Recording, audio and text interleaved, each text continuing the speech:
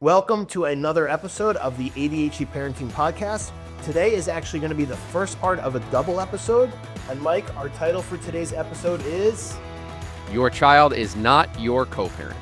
Welcome to the ADHD Parenting Podcast with Mike McLeod of Grow Now ADHD and Ryan Wetzelblatt of ADHD Dude. Learn about parenting kids with ADHD from a licensed clinical social worker and speech-language pathologist who specializes in ADHD. No fluffy parenting advice, only practical information that will equip you to help your child with ADHD effectively. So, Mike, why don't you start off by explaining what that means? Yeah, so this is a common trend we see with overall parenting styles today, is many parents are told and are sort of functioning on a daily basis under this belief that they should always get their child's input when making any sort of a decision. And this is something that often leads to constant, toxic cycles between parent and child, parent and teen. When, one word that I've continually heard time and time again from parents over the past, 5, 6, 7 years is this word convince.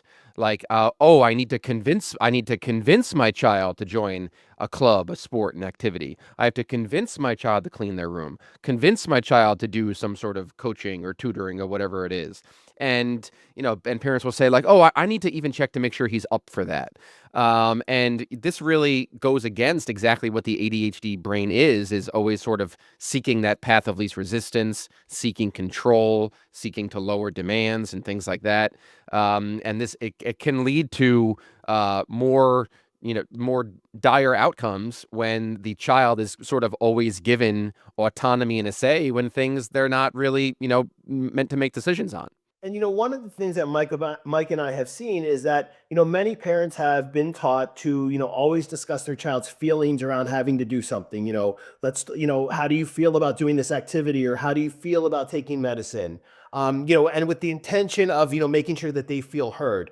And that's that's very nice in theory, and it is important that kids feel heard. But when feeling heard kind of transgresses into treating them as a co-parent capable of making adult decisions, that's when this is not helpful. So I think, Mike, one of the things a lot of parents get confused about is that making sure your child feels heard and negotiating with them, it sounds compassionate, but for kids with ADHD, as we know, it often creates more confusion and anxiety instead of this feeling of emotional safety and being heard.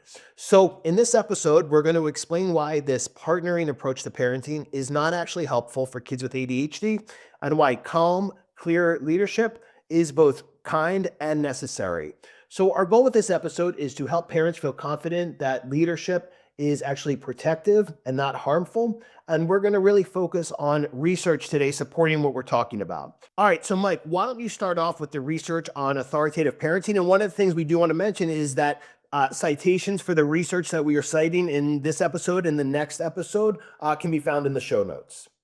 Sure. So authoritative parenting, very different from authoritarian parenting. And there's decades of research showing the benefits of authoritative parenting.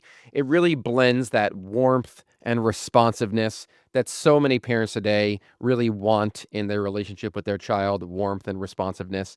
But it always has those clearly defined expectations. And when expectations are clearly defined, don't need to be repeated verbally every single day, this balanced approach creates the predictability which children with ADHD rely on to regulate their attention and their emotions. So that predictability is the parenting boundaries that stay in place and don't break down by overindulging the child to avoid conflict, which is the opposite of authoritative. And this predictability sets the kids up for success and helps them to become independent. So one of the things we wanted to talk about was somebody, I don't know their first name, last name is Steinberg, in some research from 2001, showed that when parents provide warmth alongside firm leadership, kids develop stronger emotional regulation and better long-term behavioral outcomes. So think about this for a minute, that what that is saying is that authoritative parenting helps develop emotional regulation skills and better behavior. And why? Because the structure reduces emotional overload and creates a stable base for behavior. And Mike, I really feel like that in itself should kind of be the foundation for all parenting. But this is even more important, as you and I know, for parents of kids with ADHD. So, alongside the work of Steinberg from 2001 and Baumrind from 1991, here's some more research, some citations from Johnson and Mash from 2001. They found that children with ADHD respond best to consistent high expectations.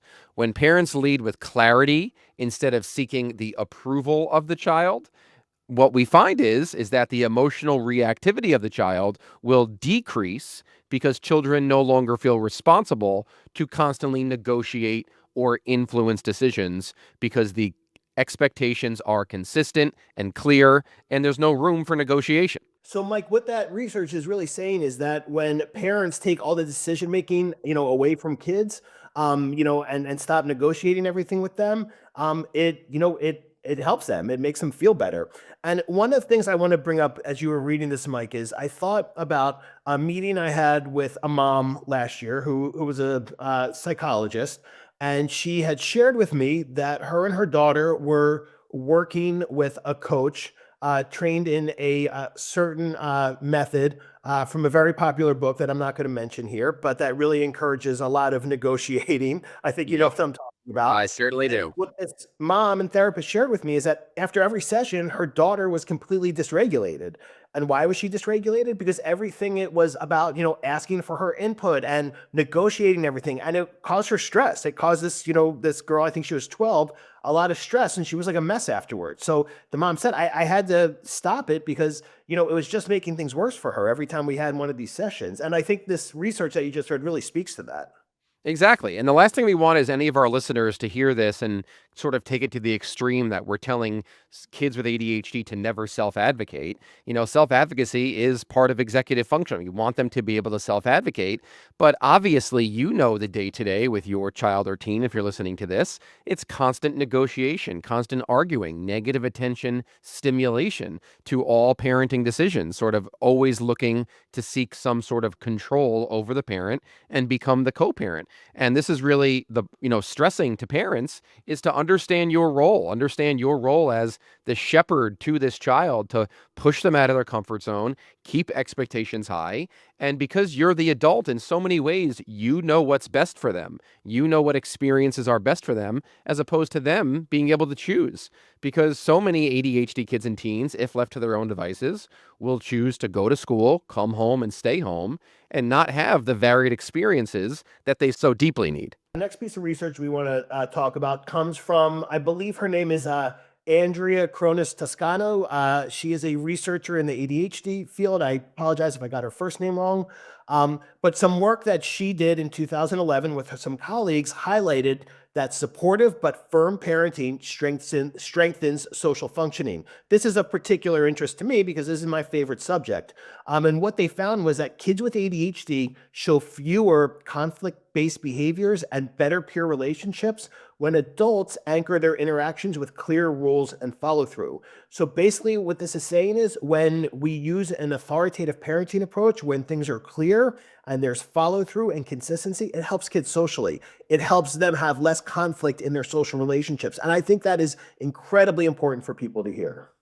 Absolutely. I totally agree with you that this is pretty much the most fascinating and my favorite piece of research we're talking about today, because this really shows the power of sort of parenting. And if there's one thing that your ADHD child or teen is going to take away from the parent-child relationship is this concept of social reciprocity. And Ryan talks about it all the time in his parenting course, high giving, low expectations. And that teaches kids that their relationship with you is all take and no give. And they don't learn about 50-50 relationships. And it can really negatively impact them socially with peers when they don't learn that relationships require a 50-50 give and take. And you're going to have to share ideas and share perspectives and do what other people like and work hard to maintain those relationships over time.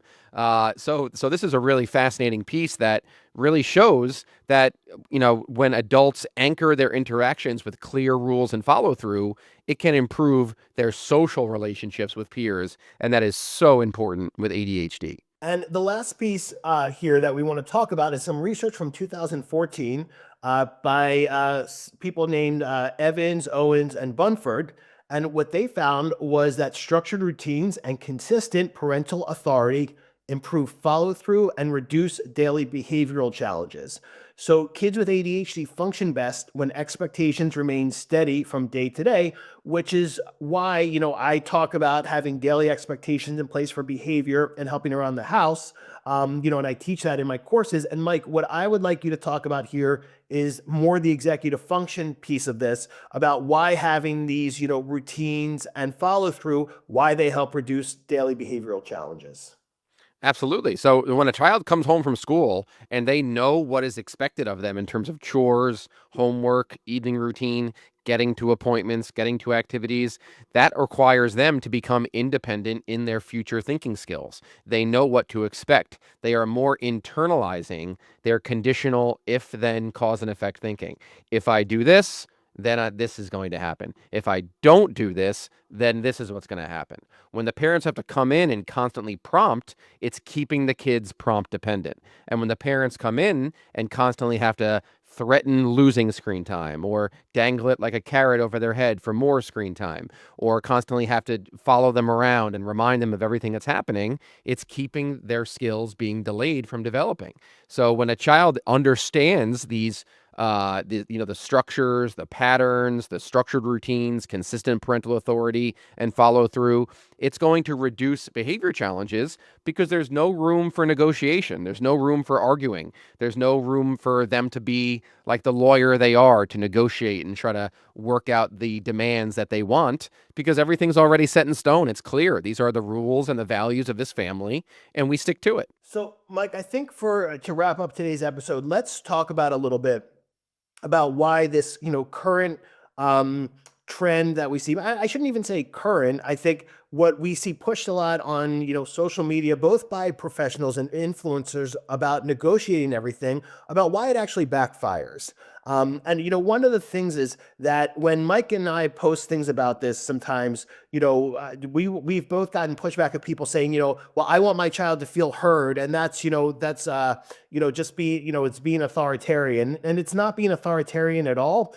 But what we want to really focus on here is not get into a back and forth about that, but understand why negotiating everything backfires. So first thing we're going to talk about is a piece of research from 2020 from people, their last names are Ma, and this next one I cannot pronounce because it's Dutch. I think it's Van Duijvenvoord and Sheris, about negotiating. So what they found in their research was, while negotiating can feel respectful and compassionate, it often adds cognitive and emotional pressure to kids with ADHD. Kind of like that girl who I just talked about before. She was pressured by all the negotiating with this coach she was working with. And for kids with ADHD, many who already struggle with being indecisive and making decisions and with uncertainty, having that constant negotiation just, gets them, it makes them anxious, or it puts a lot of pressure on them. And I think we've both seen that, and this research from 2020 definitely supports that. So this is a really fascinating piece of research because this goes to what I talk about so often in my parent training seminars that I do, where the ADHD individual, when left to their own devices, is constantly going to seek out instant gratification to two things: screens and conflict. They'll be on screens for as many hours as possible, which will heavily dysregulate them and make it harder to do anything that's non-screen based. And this research right here tells us that when they seek conflict and negotiation, it's also very dysregulating. So it can feel respectful. It can feel like you're giving your child a voice. But this research goes to show you it actually adds cognitive and emotional pressure to the child with ADHD. So what they're seeking out, screens and conflict, it's actually dysregulating them further. So the next piece of research was really interesting to me. This is from somebody, and I know their research, and I forgot their first name, so forgive me if they hear this. Somebody whose last name is Evans, and research was done in 2014. What they found was that when everything becomes a discussion, kids become unsure about what the expectation actually is. So I want you to really understand that. So when everything becomes a discussion and a negotiation, kids lose sight of what the expectation is. And that uncertainty increases anxiety and leads to more pushback, not less. Mike, I don't know why I feel like this one piece in particular should be famous, because this is so incredibly important for people to hear. That the more you get pulled into, what I call the negotiation vortex, the more uncertainty there is, which increases anxiety and leads to more pushback. So, talking more, as we know, and negotiating everything, is not helpful at all. In fact, it makes things worse for kids. So if you think that it's, you're making your child feel heard and it's being compassionate, but you see them getting more and more riled up, well, this is often the reason why. So just keep that in mind.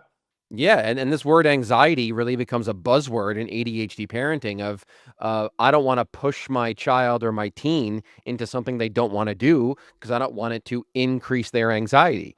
But here we have actual research telling us that when there is so much negotiations, when there is so much opportunity for the child to make too many decisions for themselves, that is what increases anxiety. What actually decreases anxiety is when you are a strong, warm, authoritative parent that pushes their kid out of their comfort zone and has very clear patterns and expectations. So, if we're really going to focus on anxiety and what's actual science based and research based, it's actually when you don't let everything become a discussion. So the next one we want to talk about, and this is also one of my favorite topics. This is from the researcher whose last name is Ma and colleagues from 2020. What they found was that kids with ADHD show more cognitive rigidity, no surprise to anyone here, meaning they have difficulty shifting their thinking or adapting when tasks are open-ended. So meaning when they don't know there's a clear end in sight or know what that looks like. And I'm going to ask Mike to talk about the executive function piece of this. But what I want you to understand is that makes things more difficult for them. So expanding choices through negotiation increases their mental load, puts more stress on them, and makes transitions harder. So, Mike, why don't you do this? Why don't you kind of take that and frame it through the executive function lens? And I think what would be helpful is to help parents understand what they should be doing instead here. Yeah, and this all takes us back to the foundation of really all executive functioning, which is that skill of nonverbal working memory, which is the visual imagery system of the brain. The foundation to all executive functioning skills is the ability to visualize the end result with your future thinking skills. You can listen to Dr. Russell Barkley talk about nonverbal working memory. Ryan and I have a great colleague and friend, Sarah Ward, who talks about it all the time. It's a really fascinating topic that parents need to know about if they have an ADHD child or teen. And the ability to visualize the end result so that you can then talk to yourself to work towards that image with self-stated intentions. When you are able to visualize the end result, when you tell your ADHD child or teen to go upstairs and clean their room, before they even open that door to their room, they have to have a mental movie in their head of what that room looks like when it's clean. So by the time they open that door and walk in, they can work towards that image and start to clean it piece by piece by piece, chunk it out, and get to that end result. So this is just further proof that being able to visualize that end result helps decrease anxiety and increase productivity, which is what all parents want for their ADHD kids. So, for example, saying, something like, well, you can clean your room, after lunch or you can clean it after dinner. I think what we're trying to say is that's not necessarily helpful. What would be more helpful is to frame things saying, you need to clean your room after lunch. This is how we're going to sequence those steps of what needs to happen. This is what the end result should look like. And we describe, shoes should be put in the shoe holder, or laundry in the laundry basket, whatever. So using this clear and precise visual language helps to visualize what the end result should be, but also not giving them 50 choices of when they can do it. Again, there's nothing wrong with having some flexibility and modeling flexibility, but when everything is presented, as a million choices, it's not helpful to kids with ADHD. And this is kind of this ongoing theme through this episode. So the next one we want to talk about is some research that showed when kids with ADHD have inconsistent expectations, ADHD symptoms actually intensified. So when rules or routines shift based on how much a child negotiates, meaning parents get sucked into the negotiation vortex, the child's behavior becomes less predictable and conflict increases. And this is again from Evans, some research from 2014. And this coincides beautifully with the research from Johnston and Mash from 2001. Children with ADHD thrive with clarity. You being that strong, clear leader with clear structure within your home.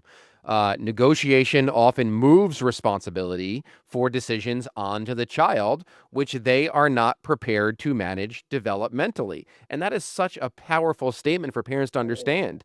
So that's exactly it. Your child is not developmentally ready to make these decisions for themselves. There's a reason why kids can't drive, they can't vote, they can't buy certain things, they can't do certain things until they reach a certain age. And that's exactly what it is. We're putting too much on the child to make choices for themselves and their future when their brain simply is not ready for it. They're not developmentally ready yet. So that is actually increasing the anxiety when the parents are on eggshells around their kid, trying to make sure they're not traumatizing them. They're not at increasing their anxiety. They're not destroying or breaking down the relationship by being an authoritative figure.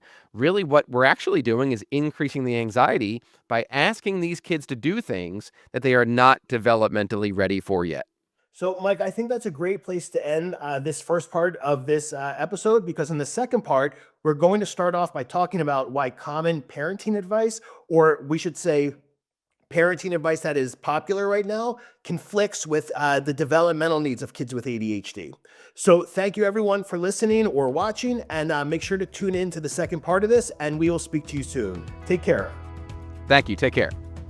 Thanks for listening. To learn more about Mike's practice, Grow Now ADHD, please visit his website, grownowadhd.com. To learn about the services Ryan provides, please visit adhddude.com. You can find Mike on Instagram at GrowNowADHD and Ryan on the ADHD Dude YouTube channel. We'd love to hear your feedback or questions, so feel free to contact us at the ADHD Parenting Podcast at gmail.com. The ADHD Parenting Podcast and content posted by Grow Now ADHD or ADHD Dude are presented solely for general information and educational purposes.